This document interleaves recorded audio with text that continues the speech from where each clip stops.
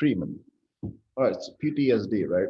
We were talking about how did they cure PTSD using VR. So basically, the idea was there were soldiers who went to Iraq or Afghanistan. I forget. They saw there's like soldiers being blown up by bombs, mines, rockets. So people who came back from Iraq, right? They were like shaken, shell shocked. So they needed therapy to get overcome what they saw. So what they did in this VR experiment is that they kind of made them go through similar situations what they experienced in warfare. For example, they were going through the same area that incidents occurred, but the difference is no explosions happened, no fighting happened, no one died, and they made out peacefully. So they basically reconstructed the experience. Only difference being that there was no traumatic scenes. So once they did that, people started to get better. So this also shows that VR is also good for treating soldiers who have PTSD. Again, so there's a bunch of researches showing that it can treat people with trauma. Nothing for schizophrenia yet. So Freeman was the first person to kind of use it for schizophrenia. But see, VR can be used for seven purposes. We were all talking about treatment development. All of the research we talked about was treating disorders. Freeman is going to talk about under identifying symptoms. So Freeman is different in two regards. Number one, he doesn't do it for phobia, and number two, he doesn't come up with treatments. He comes up with symptom assessment. All right. There are other aspects of how we can use VR, and these are all defined here, right? They did ask it in exam, as in what are the other ways that VR can be used in a psychological setup other than symptom assessment, other than development treatment. So there are other five ways that you can use it. And then establishing symptom correlates, what it means is, for example, if you have one symptom occurring, right? Let's suppose you have delusion occurring. So what other symptoms will be there with it? So, and are they related? If they are related, find out their correlation. As in, if you have delusion occurring, will you have some other symptom occurring as well? And if it occurs, what is the symptom relation to each other? That what it means by symptom correlates. Find out the relationship that the two symptoms have with each other. Predictive variables. Predictive variables means that, for example, can we predict how people will react in certain situations? Can VR lead us to predict how people will react in real life setups? So we can use VR to predict their real life behaviors, identification of different chill predictors.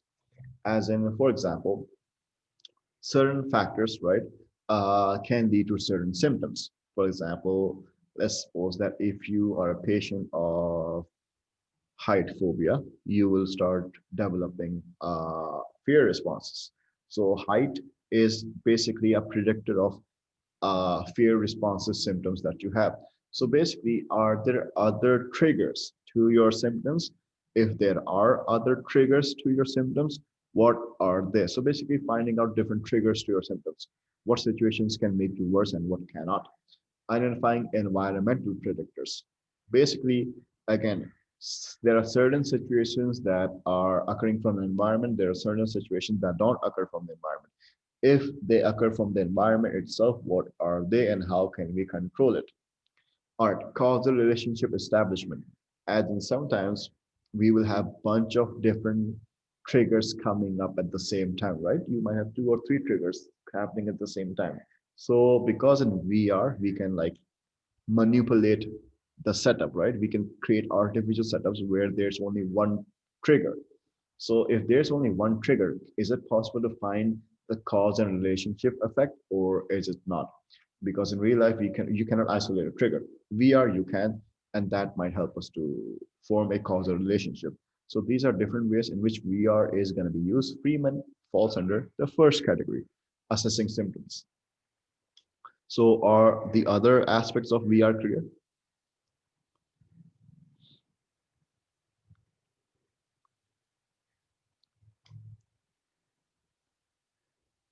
All right. All right, so Freeman's research. Freeman, what did he do and how did he use it to use it for schizophrenia? So Freeman uh, won't target specifically, won't target uh, multiple symptoms of schizophrenia. He's going to look at a very narrow down area of schizophrenia, and basically he's going to look at the delusions you have in schizophrenia. Remember, delusions you can have in delusional disorder, delusions you can also have in schizophrenia. So he's going to assess for schizophrenia, but he's going to assess a very specific type of delusion in schizophrenia, and that is the persecutor type of delusion. So he's going to assess persecutor type delusion in schizophrenia, and the way he's going to do that is basically he picks 200 people, right, from London, and these are English people, right? And basically, when you read the word non-clinical population, it means that these people are healthy, these people are not schizophrenics. So he takes 200 people who are not schizophrenics. You already could talk about lack of generalizability to the schizophrenic population because he took non-schizophrenic population. So there could be a problem in that. Nevertheless, he takes 200 people, right? And first of all, he makes them attempt the 16-item green paranoid thoughts questionnaire. And this is the complete name of the scale. It's not mentioned in some books, but this is the complete name of the questionnaire. So think of it this way. You come to Freeman's lab, you're one of those 200 participants. And first of all, you're supposed to fill out a questionnaire which measures the tendencies of your paranoid thoughts, right? Whatever the answer is on that, we will discuss it later on. After you fill out this questionnaire, you put on your VR goggles, right, like this, and then you go into a situation. What is the situation that you are going to go for? This is the situation.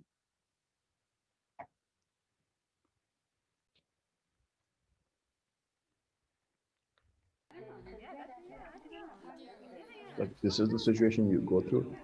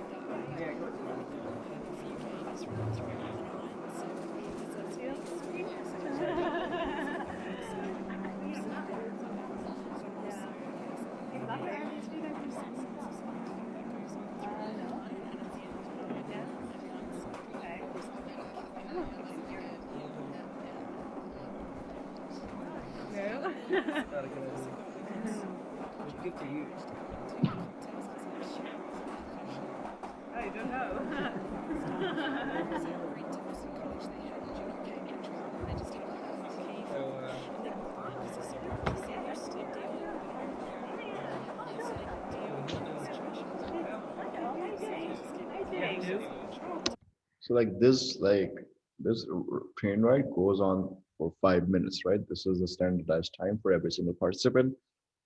Every single participant uh, steps on a train, right, and takes a ride to the next station where they step off the train. And every single train ride is 5 minutes, and that's the standardized part for every single participant. Now, the characters that you see around you, these icons, these characters are known as the NPCs. NPCs are basically avatars who are part of the computer programming. Now, these NPCs have the ability to react. If you say something negative to them, they will say something negative back to you. If you say nothing to them, they will say nothing to you. And if you say something positive to them, they might react in a positive manner. So whatever you do with them, they will respond to you accordingly. Now, you might raise the point that everyone may be different in their own regard, and everyone may respond differently to these characters. And you're right, and that might jeopardize the standardization of the experiment, and you're right in that regard. Nevertheless, what we were looking for in that experiment is when you put on the VR goggles, right? When you go through this VR experience, you have a question. Hold on. Ecologically valid as well. You might say yes, you might say no. VR studies are said to have uh, make people feel real experiences according to ML camp. In that regard, you can say ecologically valid. If you say no, this is a fake experiment with VR setups, so it lacks ecological validity because it's conducted in a lab, even though people were going through a simulation, but that simulation is known to people to be a fake one. So in that regard, it might lack ecological validity. Depends on what you say. You can justify it either way. So yeah. So when you're in that train, right, you're gonna say things to yourself while you're wearing that goggles. And whatever you say, there are three things that you can say. Either you're gonna say something negative about the avatars, either you're gonna say something positive about the avatars, or either you're gonna say something neutral about the avatars, right? So the three responses uh, that you can have is this one. All of them were getting on with their own business is something neutral. Lily is sitting down, laughed at me, when I walked past. Something negative, falling under the paranoia zone. One guy was checking me out and flattering. This is regarded as a positive comment in that study. Anyways, so what we're gonna do is basically we're gonna match your scores that you get from here. If you score high on the paranoid scale, you're supposed to say something paranoid in the train ride. If you score low on the paranoid scale, you're gonna say nothing paranoid in the train ride. So basically, what we're doing is cross-checking what you say from this questionnaire. Our main goal is, can VR make you say paranoid things if you're actually paranoid? So in a result, what you find out that people from the 200 people we selected, like 66 or one third of people had paranoid thoughts about the computer characters, right? So that's how Freeman kind of come on to the conclusion that VR can actually help identify paranoia in people, and it could be possible to identify paranoia in schizophrenia if we were to use that on schizophrenia. That's his conclusion. There might be a problem in that conclusion because you can say it was not generalizable, right? You might say it's not ecologically valid. You might say that schizophrenics will respond differently. You might say different things, but that's what the experiment is, and that's what it was, something new. So that's why it's famous experiment. So regarding the evaluation of the experiment, remember this is an experiment, not a theory. So you will use these type of evaluations. For example, generalizability, there's a problem. Standardization, we talked about it. The train area was standardized. The behavior of the avatars is not going to be standardized because how the people interact with them. Is it applicable? Yes, it is, because it can help us to identify schizophrenic symptoms. Is it valid? Well, in terms of standardization, yes.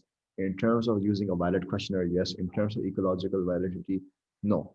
Is it ethical? Well, people who have motion sickness, dizziness, seizures, etc., cannot use the VR. So it is certain limiting for people, so you cannot use it on everybody. What type of data it gave? It gave you both qualitative data in terms of people's comment and quantitative data in terms of the uh, scores on the questionnaire. So it gave you both type of data. So anyways, this is the entire summary of the study. You don't have to work with the library scene. The main thing is starting from the 5 minute ride on a London Underground. So this is where your main answer starts from.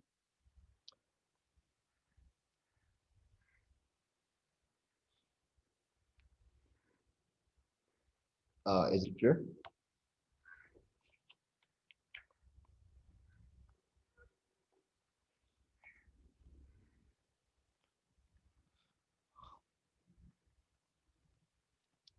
All right. So yeah.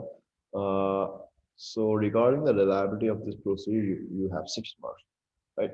You have to write either, when you have this question, they meant that write 2 points. It can be either two strength, two weakness, one strength, one weakness about the reliability of Freeman's experiment. So these were the issues with reliability, as we said. Some parts, somewhat it was standardized, right? Same train ride, same avatars, etc., etc. Same questionnaire given to the people. Some people may respond differently to the avatars as in characters, so their entire train ride would then be different. So hence, it can like damage your reliability. And some people, like for example, as is over here said, that some people may respond differently according to the type of schizophrenic symptoms that they have. For example, people are a persecuted type of delusion, right? They may respond differently in that train setup. And if people were hypothetically having some sort of delusion, for example, what if they had a, grandiose delusion, right? Grandiose delusion will not be triggered here. So it is not. So hypothetically speaking, if people with different schizophrenia were to go here, they may respond differently. So their reliability will be threatened. This is hypothetical because we never target people's schizophrenia, but it is a valid statement because if you think about, Freeman said that we can assess schizophrenia. He never said which type of schizophrenia in the title, right? So Freeman like kind of uh, gets trapped here if you think about it, because it cannot be applicable to all type of schizophrenias. Anyways, so even though only the persecuted type of delusions were targeted in the train ride, but they accept every single symptoms of schizophrenia, which is weird because they should only accept the persecuted delusion that is targeted in the train ride, but they like accept all the symptoms for schizophrenia for this question, which I don't know why, but if you get this question, then I suppose you should write all these answers. All symptoms of schizophrenia is valid, but in my view, only persecuted type of symptoms would should have been valid. Other symptoms should have not been valid. Anyways, this is the question that I was talking about, right? The answer to this question is not in your book anywhere. So suggest two uses for virtual reality in abnormal psychology other than schizophrenia. So can we use VR in other disorders other than schizophrenia? Yes, ML can. Yeah, yes, for height phobia, for PTSD, right? There are your answers. So all you have to do over here is reference the study by ML Camp, reference the study of the reference the study by these guys over here, or you can reference the study by this guy over here, and there you will have your answer. This is not in your book for some reason, so but they still ask it. The background of the famous VR study, which is weird.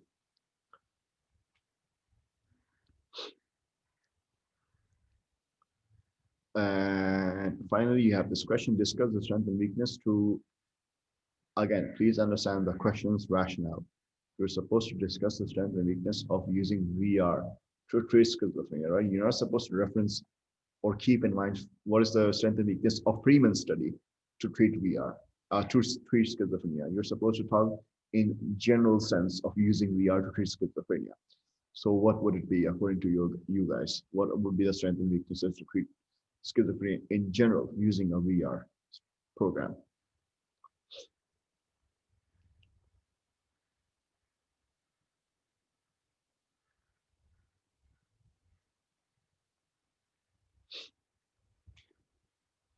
Participant variables. Could you like elaborate on it?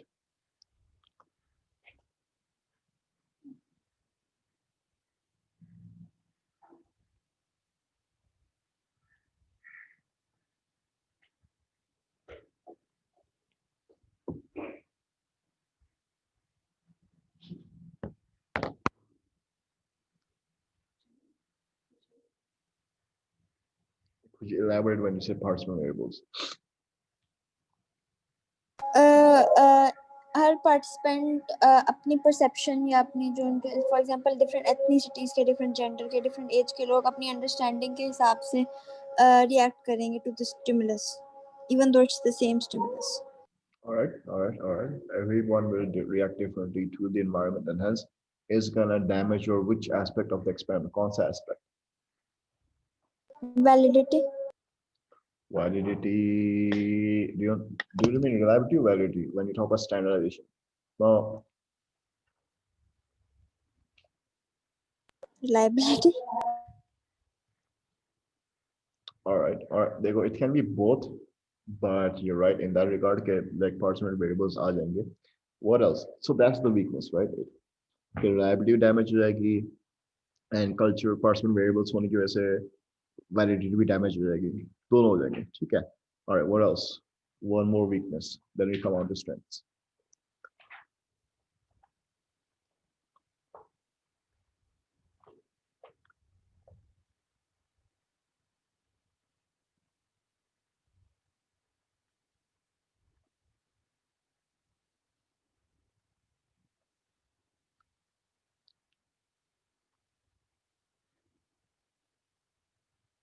हम ये कह सकते हैं कि not a lot of people would accept such a treatment. वो मतलब there may be way of using the VR. For what reasons? मैं specify करने पड़ेंगे. Why would they be wary? क्या हो जाएगा?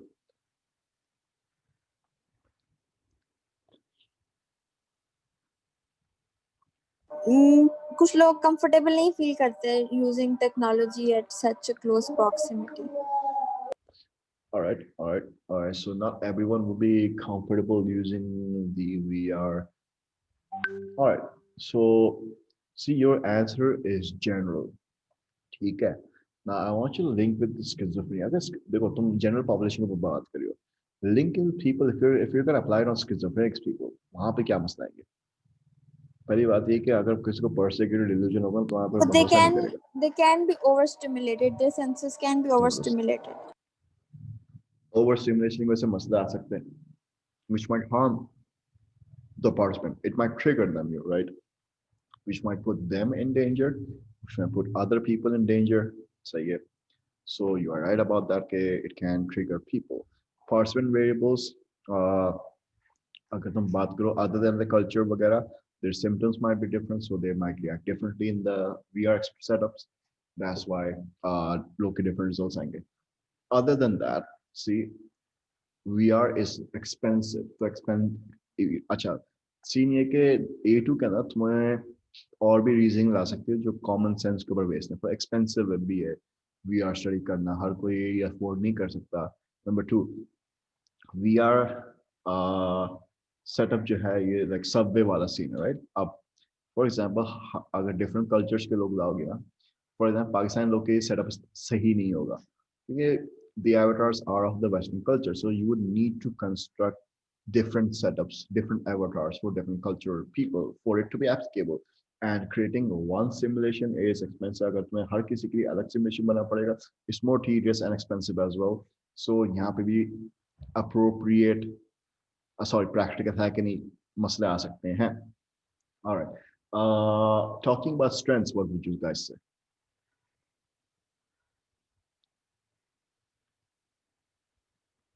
Zabardast, Zabardast, Zabardast, Zabardast. Is less painful, like ECT is a treatment for schizophrenia. And if you can treat people using this method, it's less painful compared to ECT, less side effects. So there is one advantage in that. Zabardast, what else?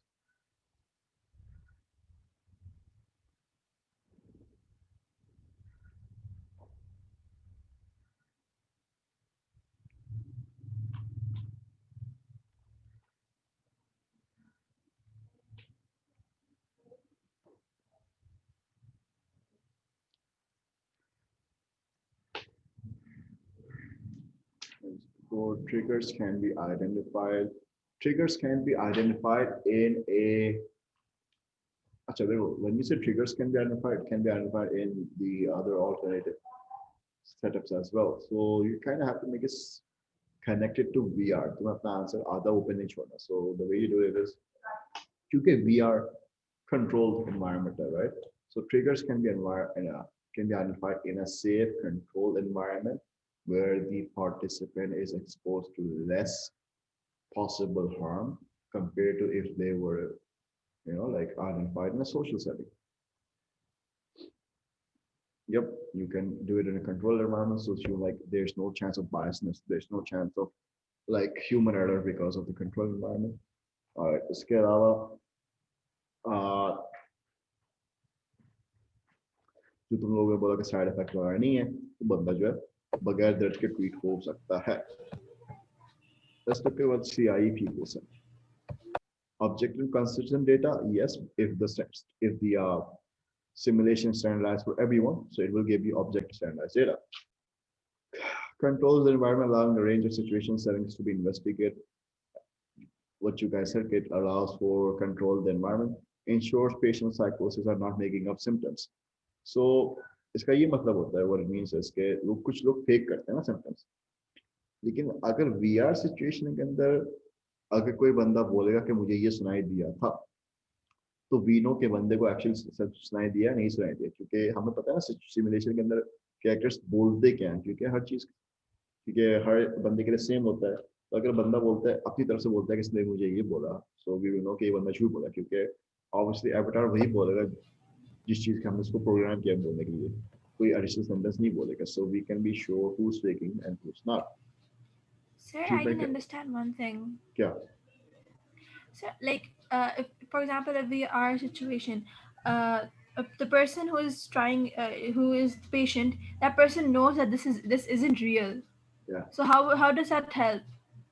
अच्छा, so अच्छा, so the counter logic to this would be the ML camp study. Just now, like, even though people know it was fake, they still felt real experience, real feelings compared to the group that was experiencing real setup. So like using ML camps, they, so like think of it like this.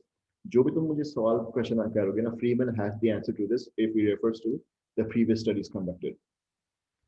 तो he is gonna say कि भाई एक ML camp की study के अंदर लोगों को भी पता था फेक एनवायरनमेंट है, लेकिन फिर भी लोगों का असर में डरा दिया था। तो यहाँ पे भी कॉन्सेप्ट, क्योंकि लोग असल में ही समझेंगे कि भाई ऐसा है, तो इस वजह से लोग का असल बिहेवियर सामने आएगा। That is gonna be his reason that 3 months going to give you. Yes, concern रहेगा कि whether it can be it can be and is still going to act as a factor कि whether this can be a experience variable कि लोगों को पता है कि fake है, तो won't it affect people? It will and it may, but Freeman is going to argue कि नहीं, it won't, करेगा नहीं, इतना ज़्यादा नहीं करेगा, क्योंकि ML कैंप की स्टडी के अंदर लोगों को पता था, फिर भी उसके बावजूद रिजल्ट आया। So that's his justification.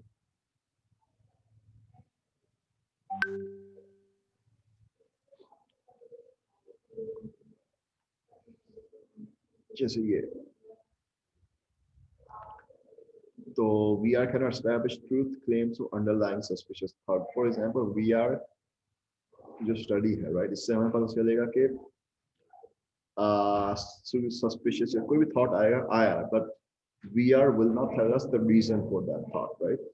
So even though we might be able to understand the symptoms, हमें इसका reason नहीं पता चलेगा underlying, कि VR तो ये है कि ना बंदे का response आ रहा है, but इससे हमें बंदे का reason नहीं पता चलेगा why it's happening. So VR is restricted in that sense.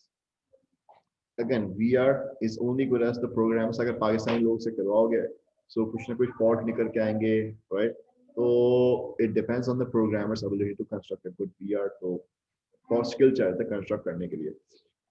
जैसे मैं बोला कि हर किसी applicable नहीं होता है, क्योंकि हर किसी के लिए health problems हो सकती हैं, and हर किसी के लिए अलग VR setup बनाना पड़ेगा। कि एक टाइम आएगा कि हर किसी के ऊपर लंदन सबवे मेट्रो एप्लीकेबल नहीं हुआ, क्योंकि हर कोई लंदन सबवे नहीं गया, हर किसी अलग सिचुएशन बनाने के अलग मसले होंगे, और it's going to be tedious, it's going to not going to be cost effective, it's going to be a problem. So that's why VR अभी तक widespread mainstream में नहीं आया. So this is why we are still in the, हालांकि like more than 10 years हो चुके, 12 साल हो चुके स्टडी का है, but it's still facing problems. All right, you guys can have a prayer break. Halima has requested, okay, so like what, 10 minutes, 10 minutes, then we're gonna resume. Alright, agar miss out ho gaya, she is going to get it on the recorded version of the lecture anyways. What was I saying? I forgot. I literally forgot kya bola tha.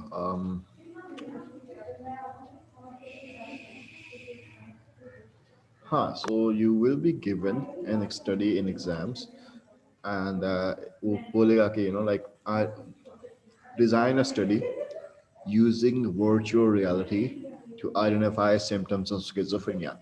What students do is copy paste Freeman's experiment, and that's completely like, I don't know.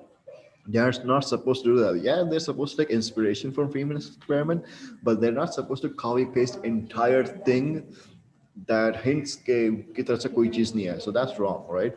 So please don't do that for future reference. अगर तुम्हें कोई ऐसा experiment design करने को मिलता है जिसका duplicate syllabus के अंदर मौजूद है, yeah, you're supposed to take reference from it.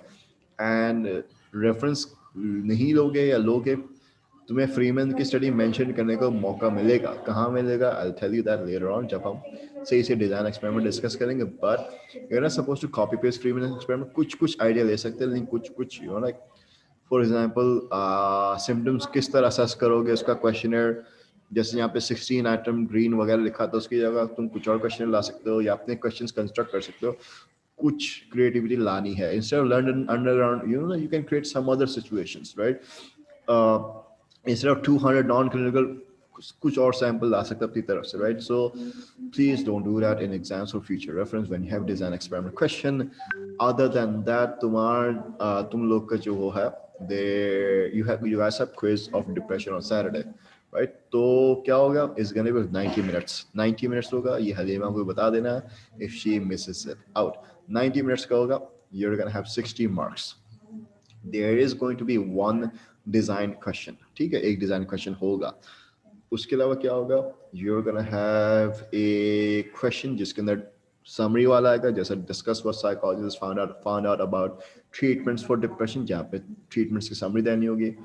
Evaluation वाला क्वेश्चन भी आएगा, right? So you are gonna have evaluations obviously paper 3 वाले. You are gonna have summary obviously paper 3 वाले. You might be asked to find out one similarity and one difference between that treatment, yeah, that theory of depression, between this theory of depression. So paper 3 वाला format के सवाल भी आएंगे. Paper 4 से कौन से format के सवाल आएंगे? जहाँ पे तुम्हें डिजाइन एंड एक्सपेरिमेंट करना होता है, राइट? और पेपर 4 का सेक्शन ए वाला, जहाँ पे एक चीज के इन डेप्थ में सवाल पूछते हैं. For example, part A, B, C, D is all about that one particular thing.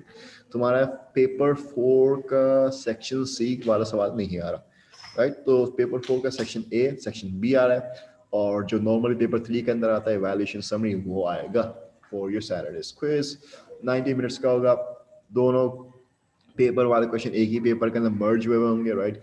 And combined 60 marks होंगे, and you can have 90 minutes to do that. कोई सवाल? Do you guys have questions regarding what we've discussed today?